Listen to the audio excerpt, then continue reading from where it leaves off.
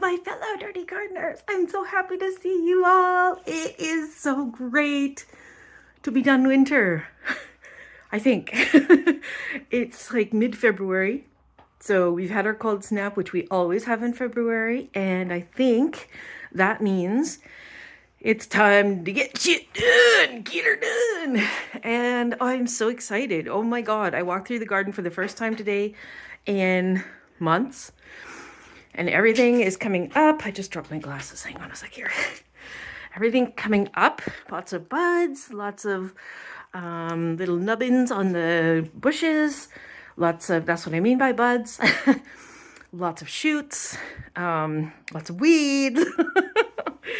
I guess the snow didn't deter that very much. Yeah, so I am super excited. But what I'm going to show you today is how I take my tenders out of dormancy.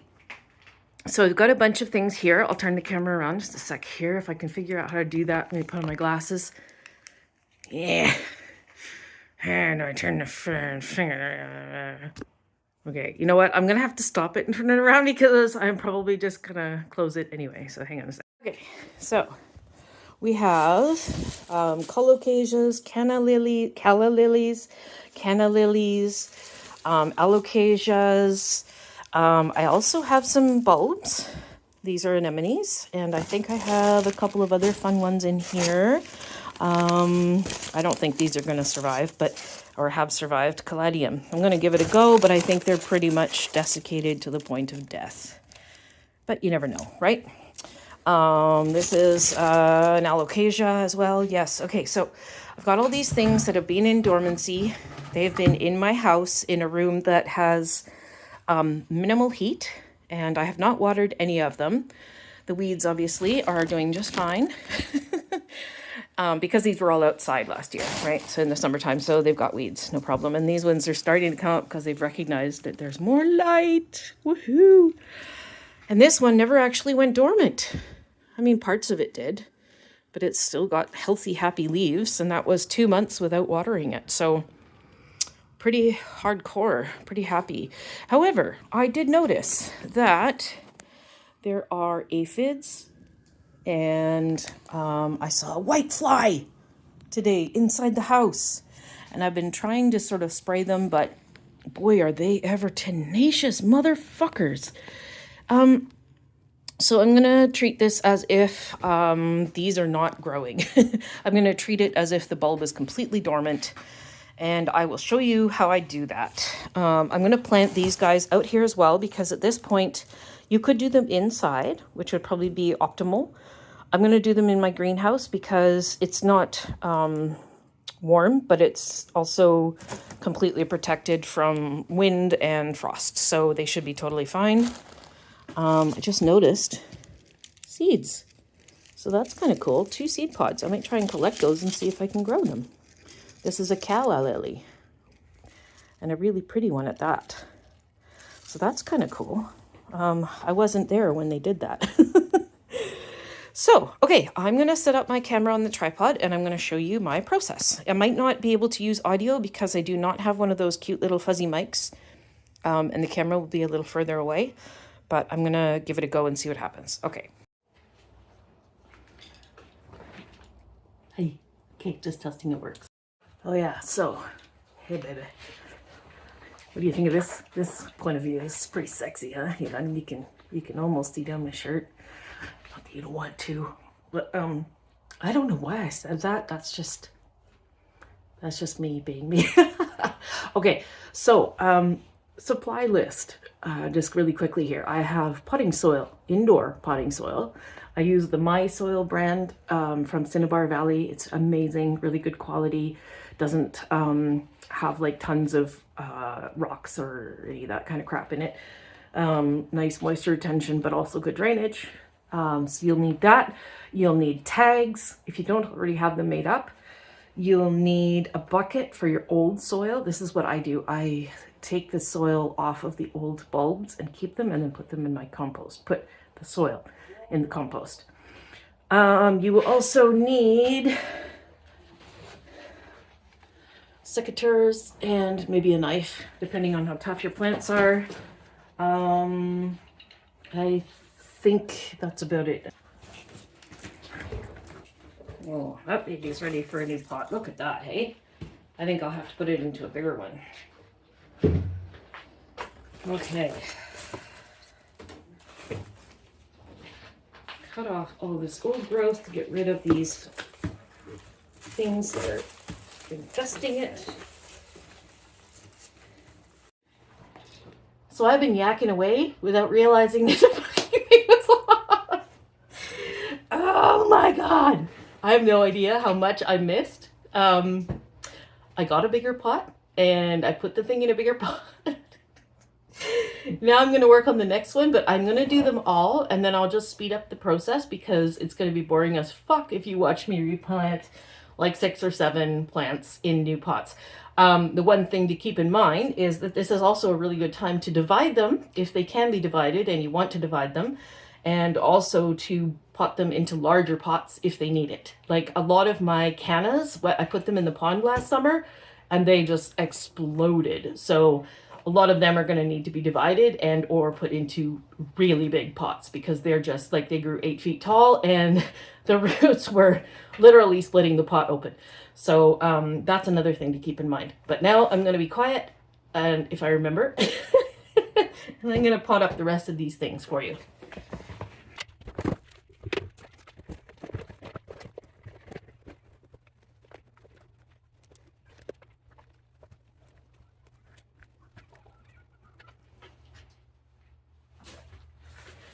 This one here is a calla lily called Frozen Queen. I put it right in the edge of the little stream that goes down into my pond, and it went from 1 small corm to like 8 over the course of 2 years. Specifically this last year, it's just gone nuts. So very, very happy to have access to constant water. I'm probably going to put this into 2 separate pots because it's so freaking gorgeous, and I don't want to have like one massive pot. I'd rather have a couple down the side of my stream. I'm gonna put a picture in here so you guys can see that the pictures that I took last year, because the leaves are actually like see-through. It's so gorgeous, and then the flower is like a dark burgundy. It's just amazing. And I'm gonna, yeah, so Calla Lily Frozen Queen. I'm just mentioning that just in case you want to look for it because it's primo.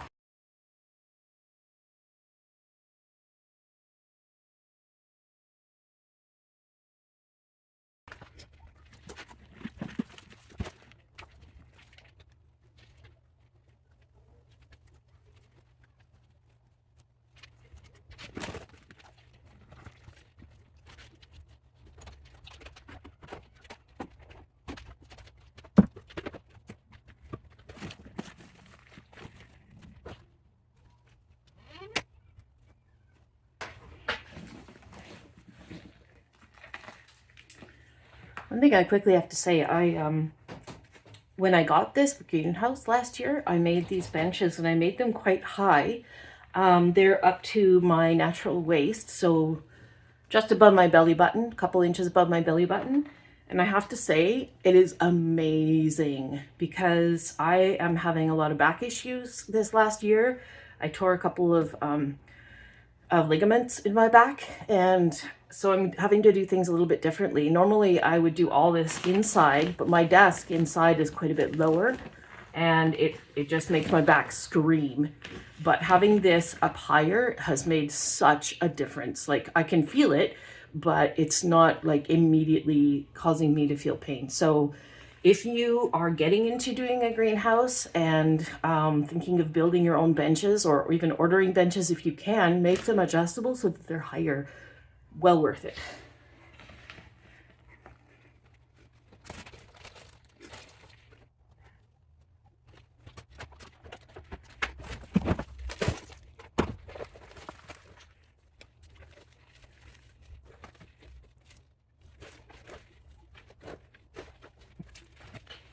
Okay, so that doesn't work.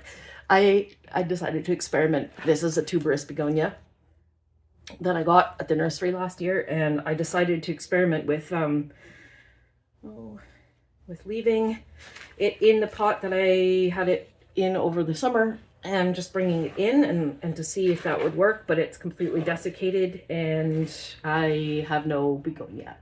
So I was told that you can just take them out and put them in a black plastic or a paper bag and store them or something like that, and got dust in my eyes, and I was too lazy to do that, so I will have to do that from now on. This is what happens when you don't.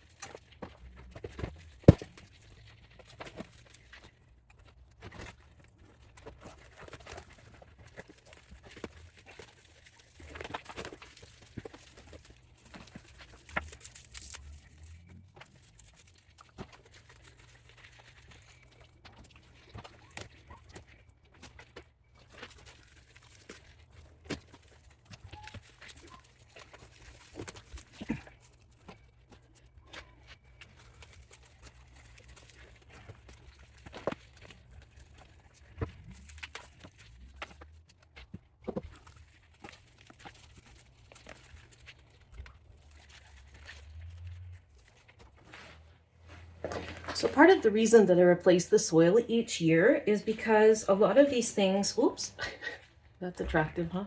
A lot of these things, I believe, I don't know this for sure, but I believe in my experience, that they are heavy feeders, which means that the soil is pretty depleted, especially right near the roots.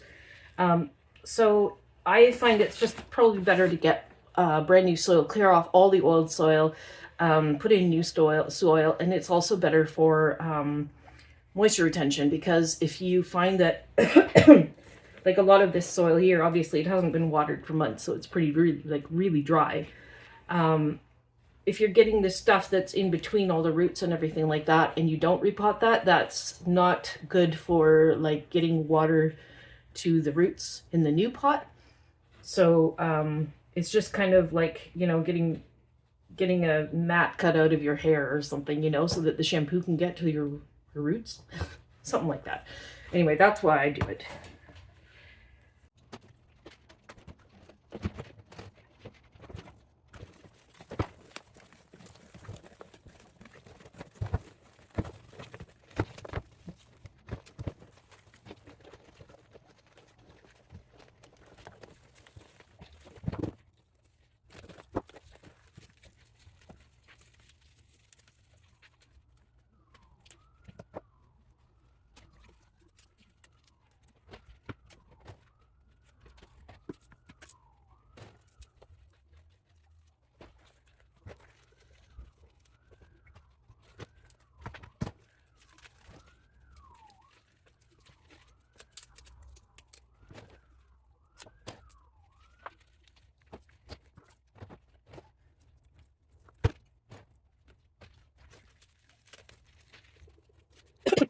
One of the reasons I'm cutting back the old top growth here is because they were infested with bugs in my storage room.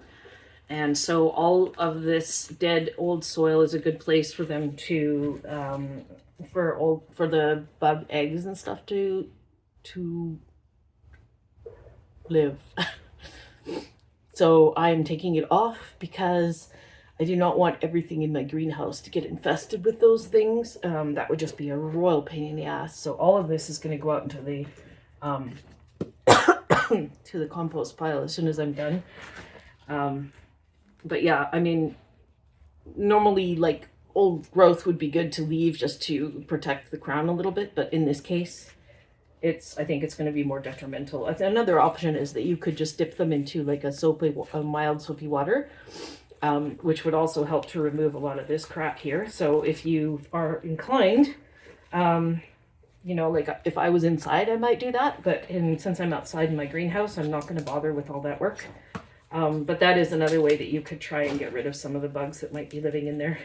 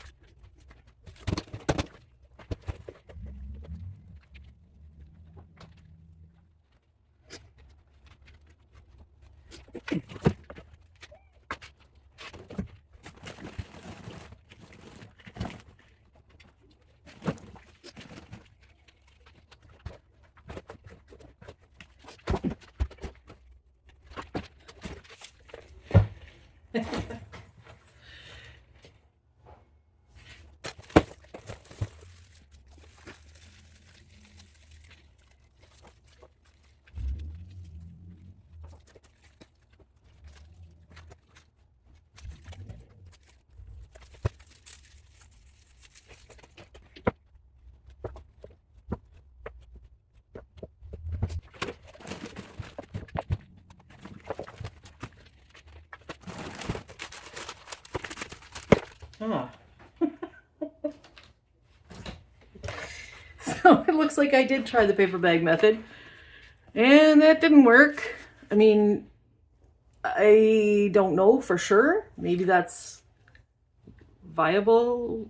I'm gonna plant it and see how it looks. Pretty toasty to me.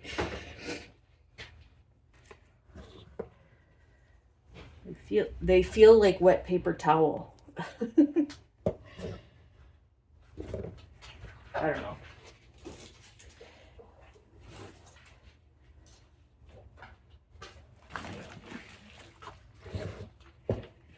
Experiment.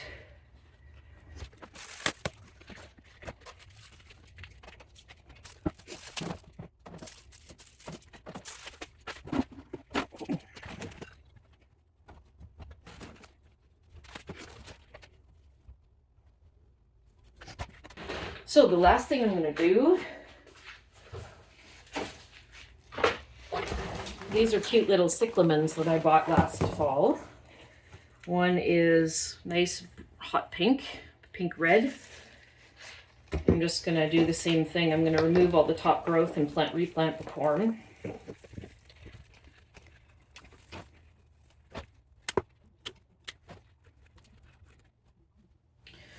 That probably wasn't a good idea. I just removed the roots, the old roots, and I think I probably made it really vulnerable. I'm just going to leave it on the shelf, I think, and let's see what happens. And I'll just cut the top growth off the other one, mainly because I can see that there's a lot of mildew and stuff on here. I don't actually know if they're going to survive or not, because they're technically supposed to be hardy, but they have been in the greenhouse all winter, so they probably should have come inside. So maybe if you do this, instead of doing what I did and just pull off the roots, maybe just rinse them in warm water.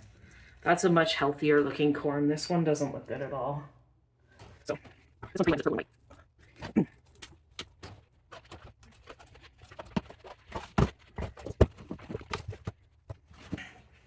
One thing I'm going to try this year is with these plants that I've just repotted, I'm not going to put a lot of water in them. I'm not actually going to water them at all because there's moisture in the potting soil that I just put them in. But until it starts to get a little bit warmer, I'm just going to leave it at that, because I feel like adding a lot of water, if we get another cold snap, that's going to make them more susceptible to damage since they're outside in the greenhouse. Okay. I'm going to take this down. So I'm done out here. I think I've given you all the information that could possibly be needed for how I like to bring my stuff out of dormancy.